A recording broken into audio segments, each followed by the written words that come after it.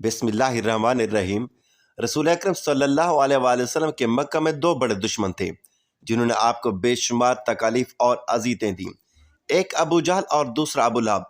आमतौर पर लोग अबू जहल और अबू लहब को एक ही शख्स समझते हैं, जबकि कुछ लोग इन दोनों को हुज़ूर अकरम सल्लल्लाहु अलैहि वसल्लम का चचा मानते हैं, जबकि ऐसा हरगिज़ नहीं है।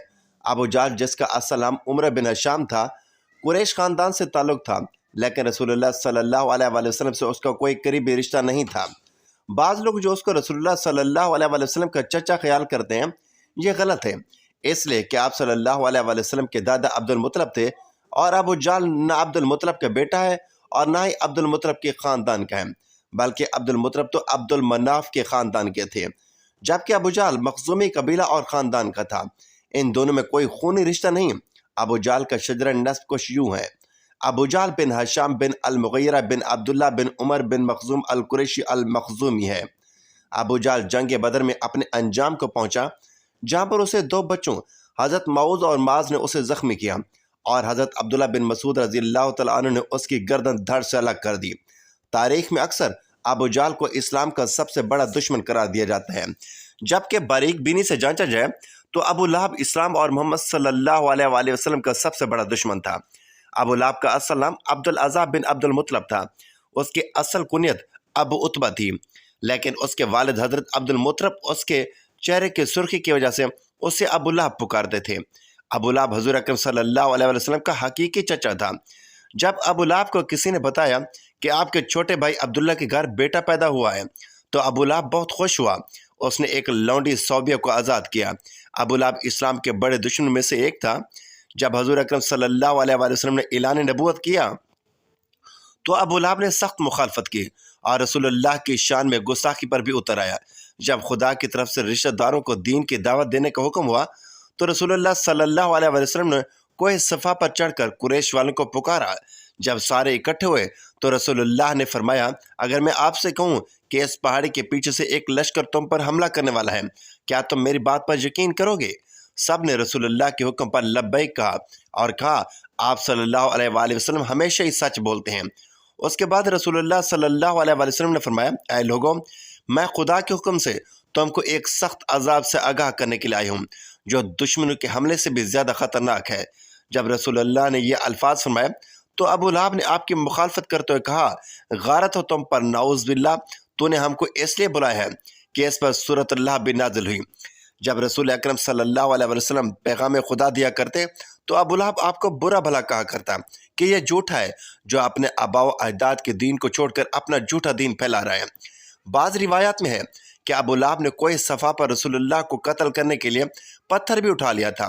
अबू लहब हुजूर का इतना मुखालिफ था कि जब हुजूर अकरम के बेटे अब्दुल्ला का इंतकाल हुआ तो अबू लहब बहुत खुश हुआ। वो दौड़ता हुआ अपने दोस्तों के पास गया और कहने लगा, हुजूर अकरम अतबर नस्ल हो गए, यानी उनकी नस्ल ख़त्म हो गई है।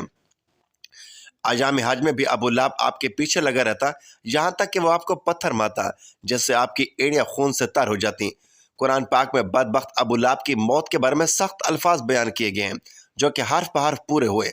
वह बहुत ही जिल्लत की मौत मरा। अबू लहब बहुत मालदार था। जब उसको खुदा के अजाब से डराया जाता तो कहता, अगर हुजूर की बात सच है तो आखिरत के दिन मैं मालो औलाद का नजराना देकर अजाब से छूट जाऊंगा। इब्ने इसाक से मरवी है कि जब अबू लहब की बीवी उम्मे जमील को पता चला कि मेरे खावंद के बारे में सूरत नाजिल हुई है, तो एक पत्थर लेकर रसूलुल्लाह सल्लल्लाहु अलैहि वसल्लम को मारने के लिए मस्जिदुल हराम में पहुंच गई। मस्जिदुल हराम में हज़रत मोहम्मद अपने प्यारे साथी हज़रत अबू बकर सिद्दीक़ के साथ आराम फरमा रहे थे, तो अल्लाह तबारक व तआला ने उम्मे जमील की नज़रों पर ऐसा पर्दा डाला कि उसको सिर्फ हज़रत अबू बकर ही नजर आए। उसने पूछा, मुझे मालूम है कि मोहम्मद मेरी मज़म्मत और रजू करते हैं। खुदा की कसम, अगर मोहम्मद मेरे सामने होते तो मैं उनको ये पत्थर मारती। वह दुश्मन और मुखालफत की वजह से रसूलुल्लाह को नऊज़ बिल्लाह मुज़म्मम कहते। यह कहकर वो वापस चली गई। कुरैश वाले जब मुज़म्मम कहते तो रसूलुल्लाह फरमाते, ऐ लोगो, अल्लाह ने किस तरह इनको सब्र शिकम मुझसे फेर दिया है, और वह मुज़म्मम को बुरा भला कहते हैं। मैं तो मोहम्मद हूँ। अबू लहब का कुरैश का मालदार आदमी था। उसका सूदखोरी का कारोबार बहुत वसी था। वह लोगों को सूद पर चीज़ें देकर खूब मुनाफा कमाया करता, यहाँ तक कि उसने खाना काबे से सोने का हिरन भी चोरी करके बेच डाला था। अबू लहब की औलाद भी रसूलुल्लाह की बहुत ज़्यादा दुश्मन थी। ابن اساکر اور ابن اسحاق لکھتے ہیں کہ ایک دن ابو لہب کے بیٹے عتیبہ نے یہ ٹھان لیا کہ وہ محمد کے پاس جا کر ان کے رب کے بارے میں بری باتیں کہہ کر ان کو اذیت پہنچائے گا۔ عتیبہ بدبخت نبی کریم صلی اللہ علیہ وآلہ وسلم کے پاس آیا اور بہت سخت کلام کی، اور سب سے بڑا جرم یہ کیا کہ اس نے رسول اللہ کے چہرے انور کی طرف تھوکا، مگر وہ ناپاک تھوک چہرے عطر پر گرنے کی بجائے دور جا گرا۔ اس کی گستاخی پر حضور اکرم نے دعا مانگی، اے اللہ اس پر اپنے کتوں میں سے کسی کتے کو مسلط کر دے۔ عتیبہ اپنے خیال میں بڑا کارنامہ سر انجام دے کر اپنے باپ کے پاس پہنچا۔ ابو لہب نے پوچھا، پیارے بیٹے تو نے اسے کیا کہا؟ اس نے بتایا کہ میں نے یہ کہا۔ اس نے پوچھا، پھر اس نے کیا کہا؟ عتیبہ نے بتایا، اس نے یہ بد دعا دی تھی۔ یہ سنتے ہی ابو لہب کا رنگ سرخ ہو گیا، کیونکہ وہ جانتا تھا کہ محمد صلی اللہ علیہ وآلہ وسلم کی کوئی بھی دعا ایسی نہیں جو قبول نہ ہو۔ اب حال یہ ہو گیا کہ وہ پل پل اپنے بیٹے کا خیال رکھتا۔ ایک دفعہ ابو لہب تجارت کی غرض سے قافلے کے ساتھ ملک شام روانہ ہوا، اور راستے میں رات ہو جانے کی وجہ سے انہیں جنگل میں پڑاؤ کرنا پڑا۔ جنگل میں خوفناک جنگلی جانوروں کا بہت خطرہ تھا، تو ابو لہب کو بار بار اپنے بھتیجے محمد کی بد دعا بہت یاد آ رہی تھی۔ ابو لہب نے قافلے والوں سے کہا، کیونکہ تم لوگوں پر میرے بہت سے احسانات ہیں تو میں تم سے ان کا بدلہ یہی چاہتا ہوں کہ آج رات میرے بیٹے عتیبہ اور اس کے سامان کی تم سب حفاظت کرو۔ میرے بیٹے کا بستر لگا دو، پھر سامان کے ارد گرد تم سب سو جاؤ۔ چنانچہ سب نے ایسا ہی کیا۔ رات کو جب سب سو گئے تو جنگل سے ایک شیر آیا، سب کے چہروں کو اس نے سونگھا مگر کسی کو کچھ نہ کہا۔ پھر سامان کے بلند ڈھیر پر چڑھ گیا جہاں عتیبہ سویا ہوا تھا، اس نے اس کے چہرے کو سونگھا اور اسے چیڑ پھاڑ کر رکھ دیا۔ ابو لہب کا برا حال تھا، وہ کہے جا رہا تھا، میں جانتا تھا، میں کہتا تھا میرا بیٹا میرے بھتیجے محمد کی بد دعا سے کبھی نہیں بچ سکتا۔ ناظرین گرامی، ابو لہب، اس کے بیٹے عتیبہ اور اس کی بیوی کا انجام انتہائی دردناک اور عبرتناک ہوا، کیونکہ اللہ پاک نے سورۃ اللہب میں پہلے ہی ان کے لیے عذاب کا فیصلہ سنا دیا تھا۔ جنگ بدر کے بعد میں ابو لہب چیچا کی بیماری میں مبتلا ہوا اور گل سڑ کر مر گیا۔ روایت میں آتا ہے کہ اس کو ایک ریشہ دار دانہ نکلا جو پھٹا تو پھر اس سے مزید دانے نکلے۔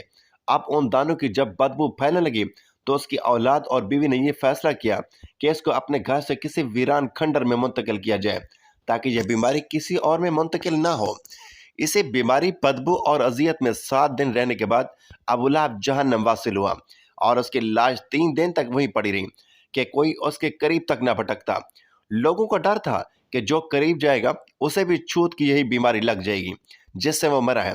پھر جب بدبو پھیل گئی تو لوگوں نے اس کے اہل و عیال کو تانے دیے۔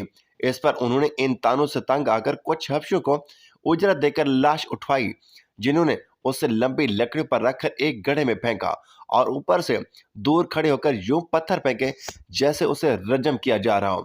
اس کی بیوی جو ام جمیل کے نام سے معروف تھی، ابو سفیان کی بہن تھی، اس کا نام عروہ بنت حرب تھا، وہ بھی ایڑیاں رگڑ رگڑ کر مری، اور اللہ تعالیٰ نے ارشاد فرمایا، اس کی گردن میں مونج کی رسی ڈال کر اسے جہنم میں پھینکا گیا ہے۔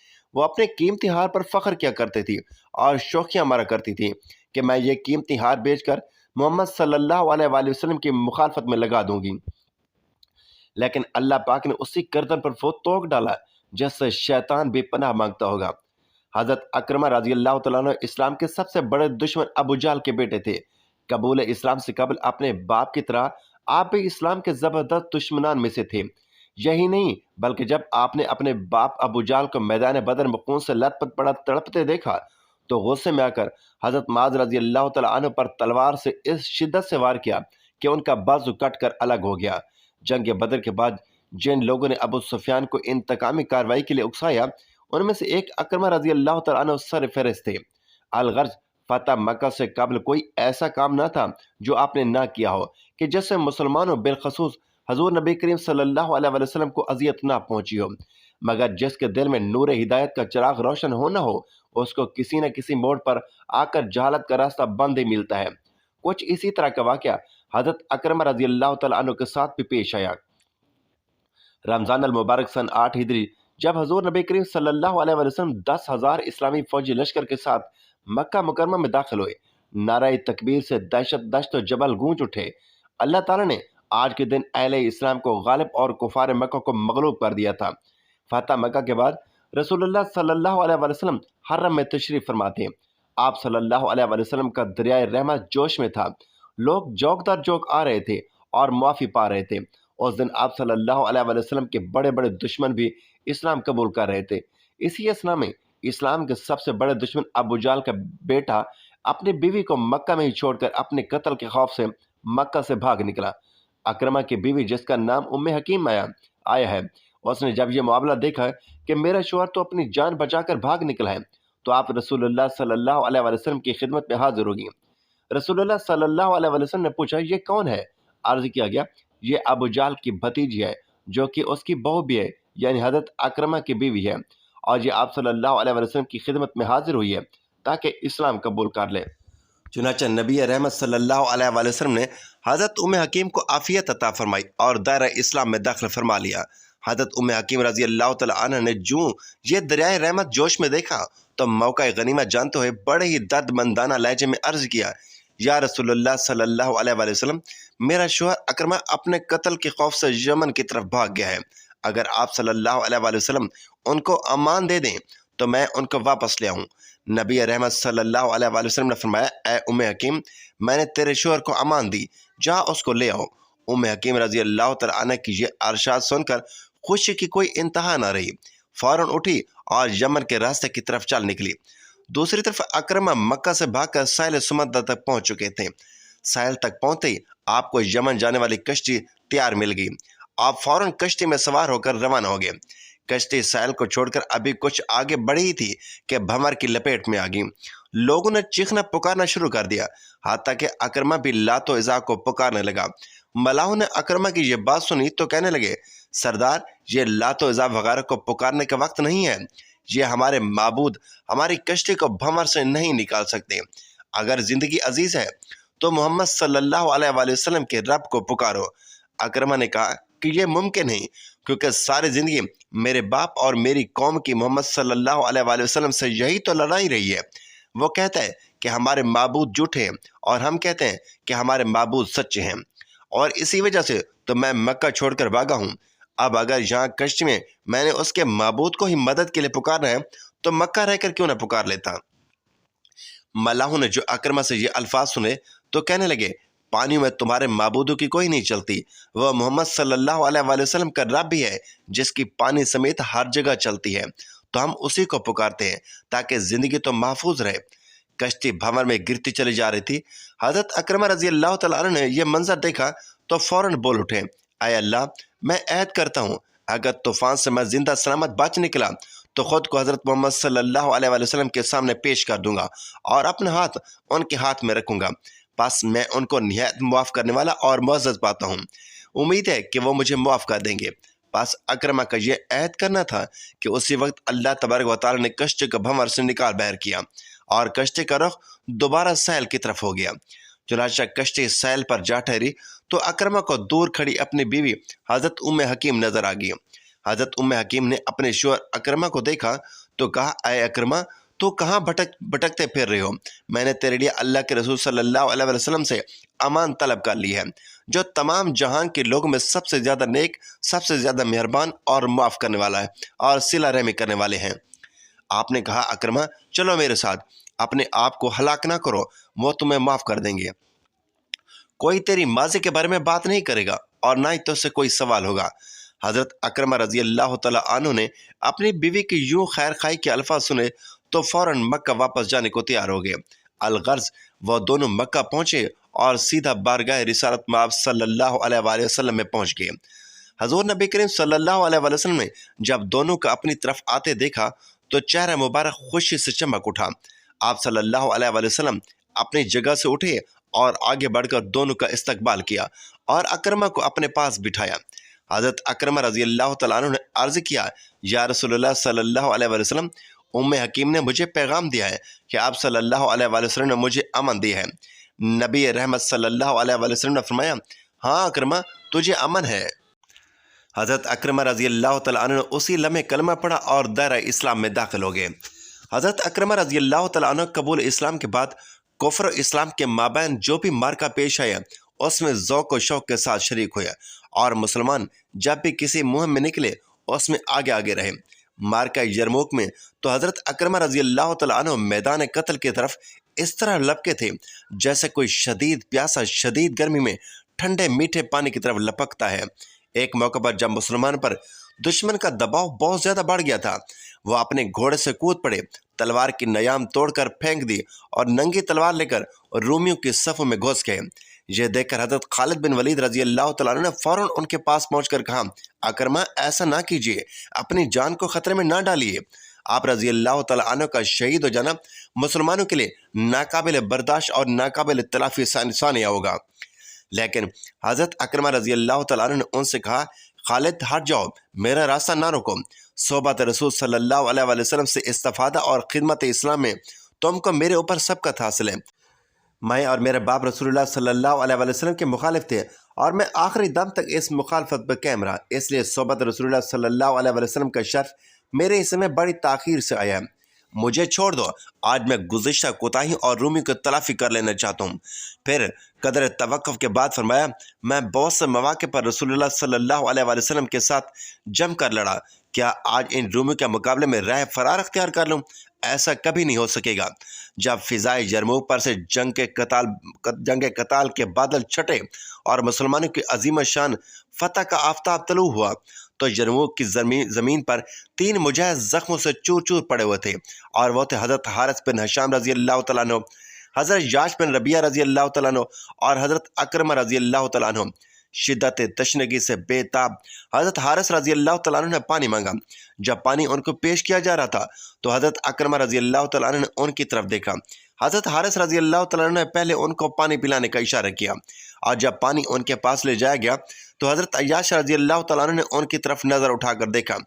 हज़रत अकरमा रज़ी अल्लाह तआला अन्हु ने इशारा किया कि पहले उनकी प्यास बुझाई जाए, और जब पानी पिलाने वाले उनके करीब गए तो देखा कि वो इससे बेनियाज हो चुके थे।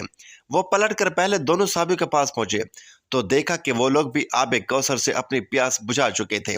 इन्ना लिल्लाहि व इन्ना इलैहि राजिऊन। नाज़रीन, अल्लाह ताला से दुआ है कि अल्लाह तबारक व तआला इन पर हज़ार रहमतें नाज़िल फरमाए, आमीन या रब्बल आलमीन। नाज़रीन, वीडियो अच्छी लगी हो तो वीडियो को लाइक, शेयर और सब्सक्राइब ज़रूर कीजिए।